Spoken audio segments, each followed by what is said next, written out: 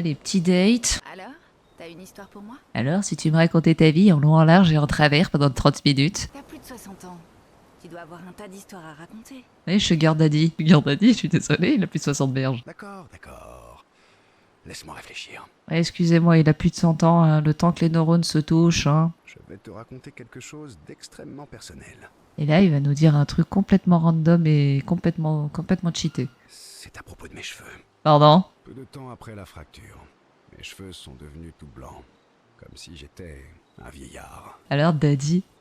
J'ai de la chance que mes cheveux ne soient pas violets cette fois. Alors, les cheveux violets, ça peut être très stylé. Donc là, nous en sommes à la partie du date où Gustave...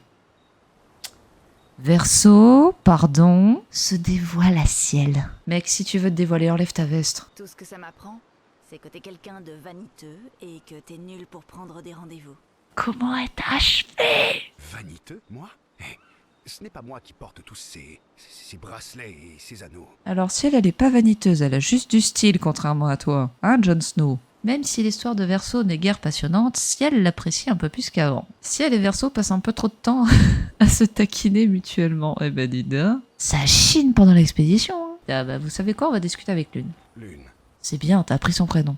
Verseau s'approche de Lune, conscient qu'elle a d'autres questions à lui poser. Les gens se méfiaient de moi.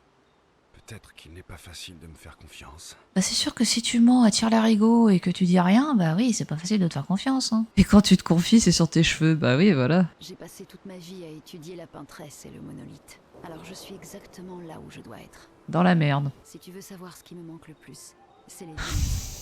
Oui, moi aussi. Je meurs d'un croissant depuis des semaines. Dis-moi que le jeu est français sans dire que le jeu est français. Bah ouais, c'est ça. On en parle du fait que dans le manoir, on a trouvé des boules de pétanque où Lune se sent plus détendue en présence de Verseau. Elle apprécie le fait que ce dernier lui ait vraiment révélé des choses. Lune est perdue dans ses pensées à réfléchir à ce que Verseau vient de lui révéler. T'as juste dit qu'il voulait se taper un croissant, c'est tout.